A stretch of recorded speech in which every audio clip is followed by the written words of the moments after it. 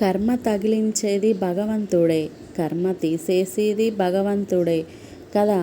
ఇంకా నాకు భయమేలా, నా ఇష్టం వచ్చినట్లు నేనుంటా అనడం. అనుకోకుండా కాలు జారి పడడానికి, కావాలనే దూకి పడడానికి ఉన్నంత తేడా ఉంటుంది.